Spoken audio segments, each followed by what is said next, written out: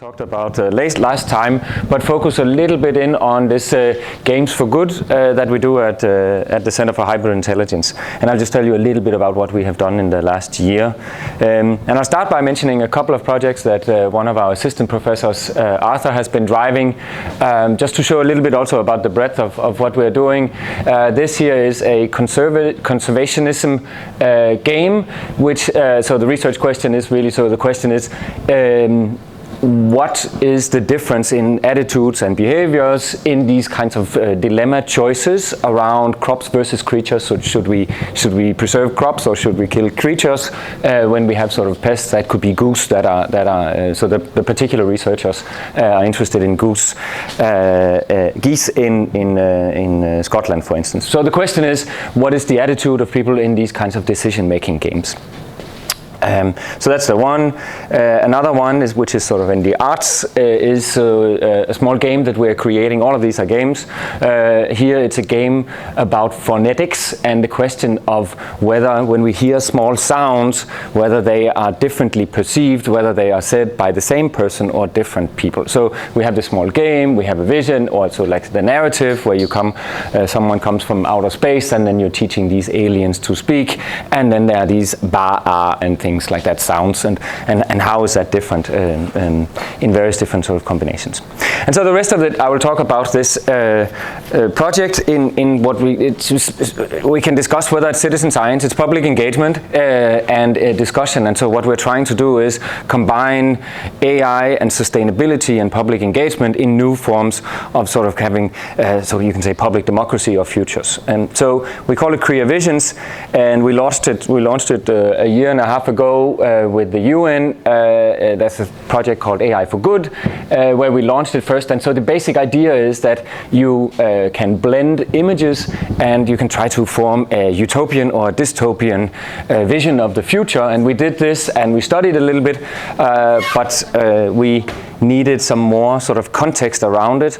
Let me just skip that one. So the context we created a little bit more was together with the Klimafolkemøde last year, where we had a competition where you could win 10,000 crowns if you were blending these images. But now not only blending these images, but also creating an imaginative title for it and some text. So now we're sort of giving a little bit more expressivity. And the idea with this kind of an interaction is that it's a low barrier entry to these kinds of value-driven decisions that we need to make around the climate or around these SDG-based problems, where there's a tendency that it very quickly dives into very, very complex discussions, but underneath them are really sort of value-based discussions about whether we choose technology or less consumption and these kinds of things that don't necessarily have sort of an equation for right or wrong, but really requires us to have new ways of engaging discussion with that.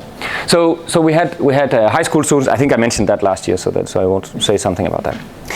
But here you can see some of the 500 high school students that sort of generated these different visions, and I think that was a pretty good success.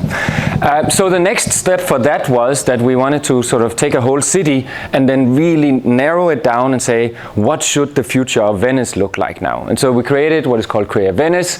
We did it together with something called Creativity and Cognition, and there's something called Biennale, which is sort of an art festival that is happening. So we said, okay, we'll create a new game where it's now Venice buildings, and you can create buildings of Venice for the future. And then we had a lot of workshops where retired people, architects, students, and various different other people sort of just came and generated these future visions. And there were poets who sort of wrote a poem that unfortunately I don't know enough Italian to really understand. But then we sort of created these kinds of images, and then we had discussions around that across the city of Venice. And so here's just an example of how we do it.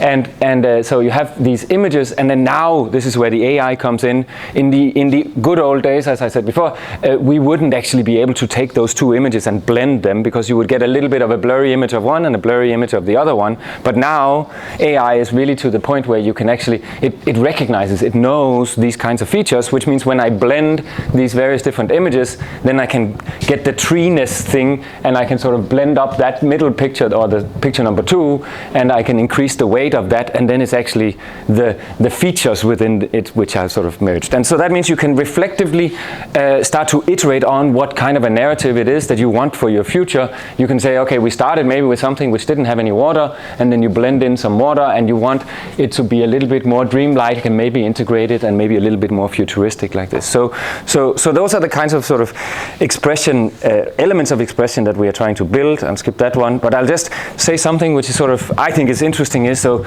what is the sort of state of the art when we try to integrate AI? Well, so what we're doing, or what we actually did was, we took an AI that was expert in building, in recognizing and creating buildings. And so that was created from ImageNet, and it had millions of image buildings, and it's just perfect. And you take a building, and you take another building, and then what comes out is something that looks building. So the AI knows how to create buildings.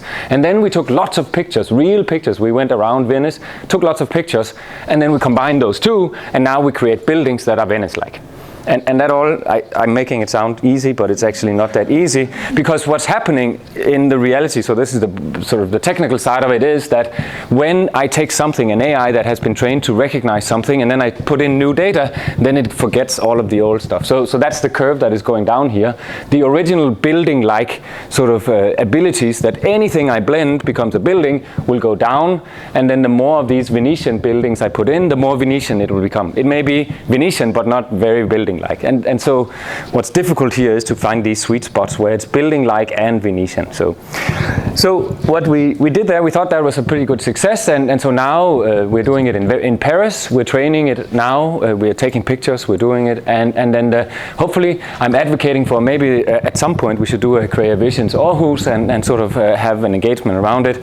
And we have been practicing a little bit with there's something called Aarhus International School, where we have been doing some first steps towards that. But I think that if there's something that people want to collaborate on, then I really would love to do that. And I think that these kinds of engagement activities have a lot of potential to have a lot of sort of diverse modes of interaction coupled to them. It can be debates, and it can be sort of activity workshops, it can be teaching, and I think that would be interesting to collaborate on. Good, thank you.